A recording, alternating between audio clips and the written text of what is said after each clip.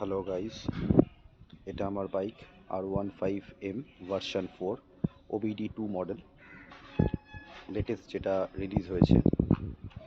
3 মাস আগে পারচেস করেছি। আজকে আমি তোমাদের বলবো আমার এই বাইকের মধ্যে আমি ছোট ছোট কী মডিফিকেশানস করেছি। ফার্স্ট মডিফিকেশান হলো এই নাম্বার প্লেটটা। এই যে নাম্বার প্লেটটা তোমরা দেখতে পাচ্ছ, এই নাম্বার প্লেটটা কিন্তু কোম্পানি ফিটেড না। এই নাম্বার প্লেটটা আমি এক্সট্রা ফিটিংস লাগিয়েছি একটা স্টক এক্সচেঞ্জ করে।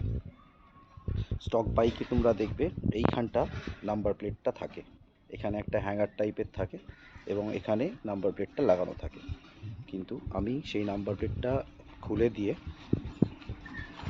একটা স্পোর্টি লুক আনার জন্য, যেরকম সুপার বাইকসে থাকে, তাই জন্য আমি একটা এক্সট্রা ফিটিংস লাগিয়েছি। আফটার মার্কেট ফিটিংস বলতে পারো এটা। তার জন্য নাম্বার প্লেটটা এখানটা লাগানো হয়েছে। সেকেন্ড মডিফিকেশান হচ্ছে ফক্স লাইডার্স। জানো এটা ইউএসডি ফক্স লাগানো আছে এখানে। আর এই ফক্স লাইডার্সগুলো খুবই কস্টলি, ফক্সগুলো খুবই কস্টলি, যার জন্য এই ফক্স লাইডারটা খুব দরকার। এখানে একটা শক অ্যাবজর্বার টাইপের রাবার আছে এবং এটা মেটাল ফিনিশ। দুদিকেই লাগানো আছে, বাইকের দু সাইডেই এটা লাগানো আছে।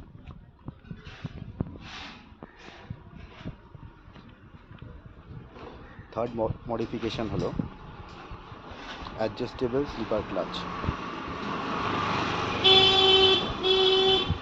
এবং তার সঙ্গে গার্ড।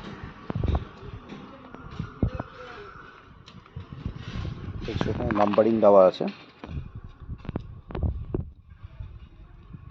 1 2 3 4 5 6, 6টা লেভেল অফ অ্যাডজাস্টমেন্টস আছে।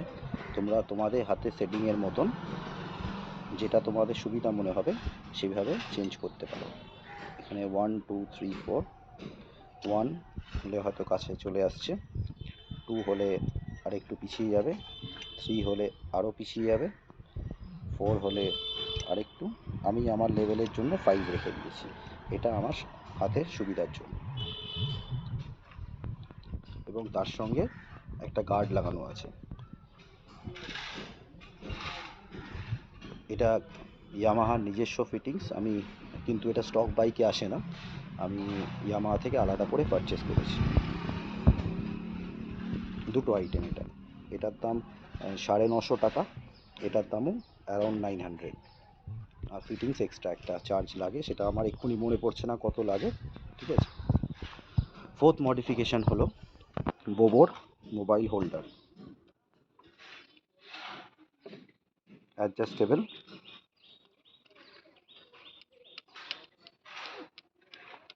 সাইজটা দেওয়া আছে এখানে, দেখতে পারো, আমি ফোকাস করছি।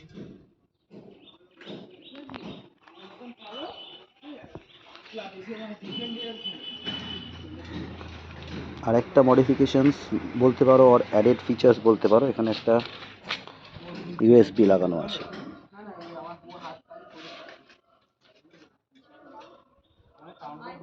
চার্জিং, মোবাইল চার্জিংয়ের জন্য। এটাও একটা কোম্পানি ফিটেড নয়, এটা স্টক বাইকে পাবে না তোমরা, এক্সট্রা করে তোমাদের ফিটিংস লাগাতে হবে। এটা অ্যারাউন্ড 1000 মতন কস্ট পড়ে। আর একটা ছোট্ট মডিফিকেশন হচ্ছে আমার এই যে চাবিটা, এটা দেখতে পাচ্ছ, একটা দেখতে R15m এর লোগো লাগানো আছে। এই চাবিটা কিন্তু কোম্পানির চাবি না, এই চাবিটা হয়তো কোম্পানি, কিন্তু এই জ্যাকেটটা আমি আলাদা করে ফিটিংস লাগিয়েছি। এক্সট্রা লুকস, অ্যাস্থেটিক্যাল ভিউ বাড়ানোর জন্য।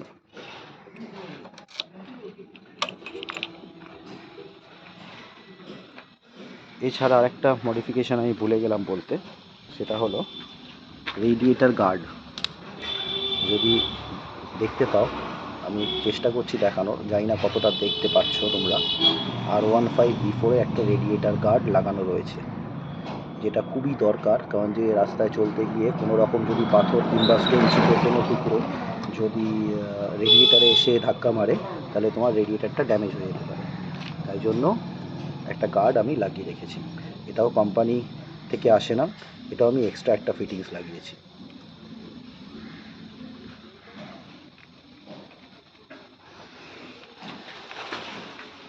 এছাড়া ব্রেক অয়েলের যে ক্যাপটা আছে এটাও কোম্পানি ফিটেড না। কোম্পানি ফিটেড যেটা আসে ওটাতে ইয়ামাহার লোগো থাকে না, কিন্তু এটাতে যে R15 লোগোটা, এটা তোমরা হয়তো দেখতে পাচ্ছ R15, আমি চেষ্টা করছি দেখানোর।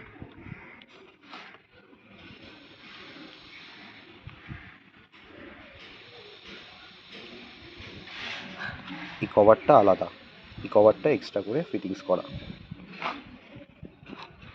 তার সঙ্গে সামনে একটা জিনিস দেখতে পাচ্ছ যেটা আমি হ্যান্ডেলে লাগিয়ে রেখেছি, সেটা হচ্ছে পাম রেস্ট। লং রাইডের জন্য তোমরা এটা ইউজ করতে পারো, খুব বেনিফিশিয়াল পাম রেস্ট।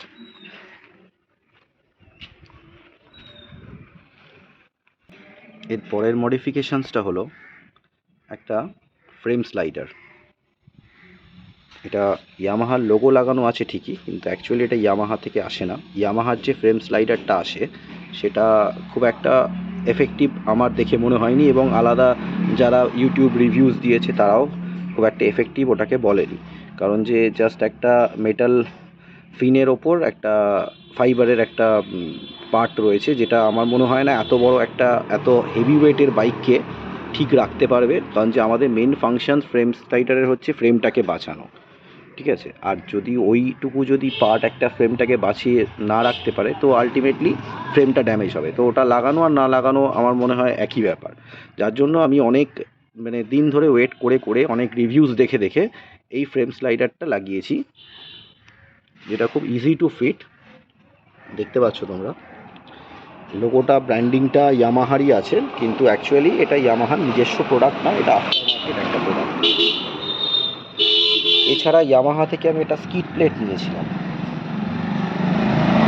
এটা এক্সস্ট পাইপ, যেটা দেখতে পাচ্ছ তোমরা এক্সস্ট পাইপের কে গার্ড দিচ্ছে। কোনো রকম যদি বাম্পার কিংবা কোনো উঁচু টাইপের প্রজেক্টেড কিছু থাকে রাস্তার ওপর, তো এইটা একটা গার্ড ওয়াল হিসাবে কাজ করবে, এক্সস্ট পাইপটাকে ড্যামেজ করবে না। এটা একটা স্কিড প্লেট। এরপরে একটা ছোট্ট মডিফিকেশানস বলি। এই যে ইয়ামাহা R15 একটা ক্যাপ দেখতে পাচ্ছ উইথ ইয়ামাহা R15 এমব্লেম লাগানো, এই ক্যাপটাও কোম্পানির না, এই ক্যাপটাও আমি আলাদা করে লাগিয়েছি। এরপরে আরেকটা মডিফিকেশান, যারা ফ্যামিলি ম্যান তাদের জন্য পার্টিকুলারলি এই বাইকটা যদি তোমরা ইউজ করতে চাও, তো অবভিয়াসলি একটা লেডি ফুট রেস্ট খুবই দরকার, যেটা তোমার সিঙ্গেল ফুট রেস্টে হয় না। কেউ যদি একটা সাইড হয়ে বসতে যায় তখন একটা লেডি ফুট রেস্ট লাগে। যার জন্য আমি দুটো সাইডে একটা করে লেডি ফুট রেস্ট ইনস্টল করেছি। একটা সাইড দেখালাম, আর একটা এটা হচ্ছে এই সাইডটা। এটা ইজি টু ইনস্টল, খুব একটা অসুবিধা হয় না। ফ্রেম স্লাইডারটাও দু সাইডেই আছে, দেখতেই পাচ্ছ।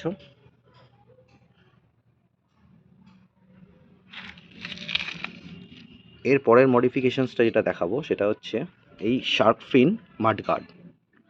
এই শার্ক ফিন মাডগার্ডটা কিন্তু কোম্পানি ফিটেড না। কালারটা ইয়ামাহার বাইকের সঙ্গে চাকার রিমের সঙ্গে খুব সুন্দর ম্যাচ করে আছে, কিন্তু এটা ফ্যাক্টরি ফিটেড না। এটাও আমি আলাদা করে লাগিয়েছি, কারণ যে ইয়ামাহার সঙ্গে যেটা আসে সেটা খুবই ছোট একটা মাডগার্ড, ঠিক এইটুকু সাইজের একটা মাডগার্ড আসে, যেটাতে পুরো যে মাড আছে পুরো মাডটা ওপর দিকে উঠে যায় এবং পুরো এই জায়গাটা কাদায় ভর্তি হয়ে যায়। এবং শক অ্যাবজর্বার পেছনে যে মনো শকটা আছে পুরো কাদা মেখে যায়। এইটা লাগানোর পরে কিছুটা হলেও আমি এখানে রিলিফ পেয়েছি। এটা একটা লুকসটাকেও বাড়িয়ে দিচ্ছে, দেখলে দূর থেকে একটু দেখলে বুঝতে পারবে। এর পরের মডিফিকেশন হচ্ছে এই গ্র্যাব রেল। অনেকেই বলে যে এই গ্র্যাব রেলটা লাগালে বাইকের শোটা নষ্ট হয়ে যায়। একদমই ঠিক বলে, বাইকের পুরো শোটাই তার ব্যাক ফিনের ওপর আছে, কিন্তু এই গ্র্যাব রেলটা না লাগালে এই ব্যাক ফিনটা এনিহাউ ড্যামেজ হবেই পেছনে যদি কেউ বসে। আর পেছনে কেউ বসবে না এটা তো কেউ গ্যারেন্টি দিতে পারবে না, পেছনে ব্যাক সিটে কেউ বসবে না এটা কেউ গ্যারেন্টি দিতে পারবে। যার জন্য কি হচ্ছে, এটা খুবই দরকার, ঠিক আছে? কারণ যে এই এক একটা প্যানেলের, ইয়ামাহার প্যানেল যদি এটা এটা এটা ভেঙে যাবেই, যদি প্রেশার পড়ে এটা ভেঙে যাবে। এবং এই এক একটা প্যানেলের দাম হচ্ছে 1699, উইথ ইনস্টলেশন হয়তো অ্যারাউন্ড 1900 কি 2000-এর কাছাকাছি গিয়ে পড়বে। ওয়ারাস এই গ্র্যাব রেলটা যদি লাগানো থাকে, এই গ্র্যাব রেলের ওপর প্রেশার পড়বে, সুতরাং ডাইরেক্ট এই ফাইবার বডিটার ওপর প্রেশার পড়বে না। আর লিফটিং পারপাসেও এটা খুব ইউজফুল। তুমি এখান দিয়েও ধরতে পারো, এরমভাবেও ধরতে পারো, এরমভাবেও ধরতে পারো, বিভিন্ন পজিশনে এটাকে ধরা যায়। আর এটা ডাইরেক্ট ফাইবার বডির ওপর কোনো প্রেশার পড়ে না। এটা ইজি টু ইনস্টল, জাস্ট ফুটরেস্টের যে জায়গাটা আছে ওখান দিয়ে একটা দুটো স্ক্রু, আর ভেতরে গিয়ে একটা স্ক্রু। এটা ইজি টু ইনস্টল, কোনো অসুবিধাই হবে না। আপাতত আমি এই কটাই মডিফিকেশানস আমার এখনই মাথায় আসছে, যেগুলো আমি দেখিয়ে দিলাম তোমাদের। আর আমি টেল টাইরিটা চেঞ্জ করিনি, কারণ যে টেল টাইরি চেঞ্জ করলে এমনি পেছন দিকে মাড উঠে আসে। টেল টাইরিটা যদি আমি চেঞ্জ করে দিই তাহলে আর পেছনে কেউ বসতে পারবে না। ইনফ্যাক্ট আমি যখন সামনে বসে চালাবো আমারও পিঠটা কাদাতে ভর্তি হয়ে যাবে, যার জন্য আমি টেল টাইরিটা চেঞ্জ করিনি। অনেকে রিভিউ দেখেছি, কিন্তু টেল টাইরিটা আমি চেঞ্জ করি। আর এছাড়া তাদের মধ্যে আরেকটা যেটা আমি মিস করে যাচ্ছিলাম বলতে, সেটা হচ্ছে এই স্টিকারিংটা। এই স্টিকারিংটাও কিন্তু ইয়ামাহার নিজস্ব না, এই স্টিকারিংটাও আমি পারচেস করে এনে নিজেই লাগিয়েছিলাম বাড়িতে।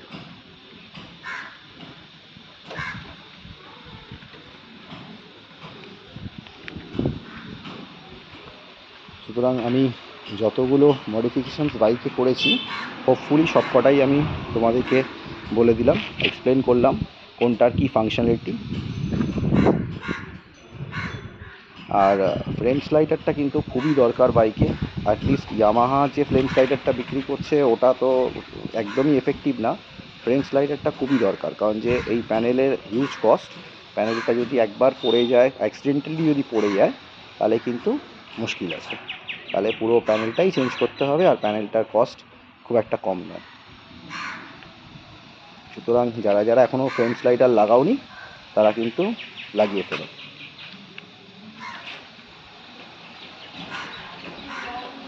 নেক্সট মডিফিকেশান যেটা আমার ইচ্ছা আছে করার, সেটা হচ্ছে এই ইন্ডিকেটারগুলোকে চেঞ্জ করার। এখানে যে মিরার রয়েছে, মিরারটাকে উইথ ইন্ডিকেটার দেওয়া, এবং যে সাইড ইন্ডিকেটার দিয়ে রেখেছি ইয়ামাহা, এটাও খুব একটা ইউজার ফ্রেন্ডলি আমার মনে হয় না। কারণ যে একটু চোট খেলেই হয়তো এগুলো ইন্ডিকেটারগুলো ভেঙে যাবে, এতটা প্রজেক্টের আছে বাইরের দিকে।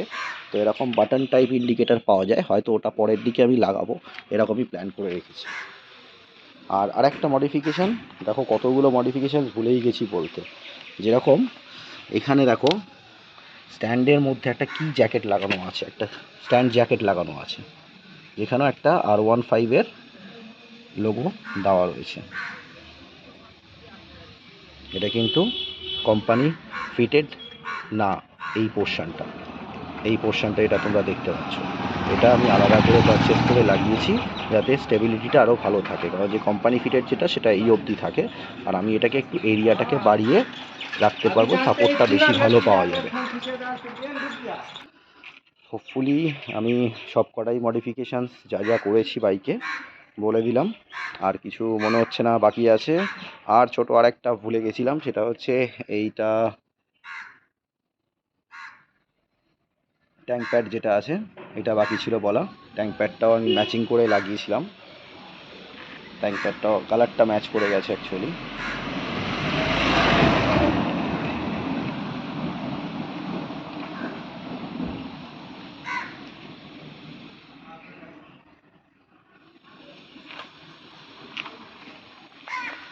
তাহলে যা যা মডিফিকেশানস করলাম বললাম।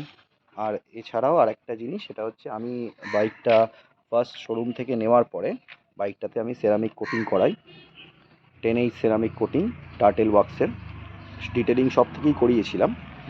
আর যার জন্য এখনও আমার বাইকটা গ্লেসটা অ্যাজ ইট ইজ কন্ডিশনে আমি ফিল করি আছে। কারণ যে আমিও তো অন্য বাইকগুলোকে দেখতে পাই, ইয়ামাহা R15m এর যে ভার্সন 4, মানে 4 ভার্সনের যে মেটালিক গ্রে কালারের বাইকগুলো আছে, সেগুলোকে দেখি, তাদের কালারের তুলনায় আমার কালারটা, আমার গ্লসটা অনেক বেশি ওদের তুলনায় আমি বুঝতে পারি। যার জন্য এটা যার কারণ মেইনলি হচ্ছে এটা সেরামিক কোটিং করা আছে, 4টে layers 10H ceramic coating turtle wax থেকে, যার জন্য এটা একটা আমাকে এক্সট্রা কস্ট লেগেছিলো।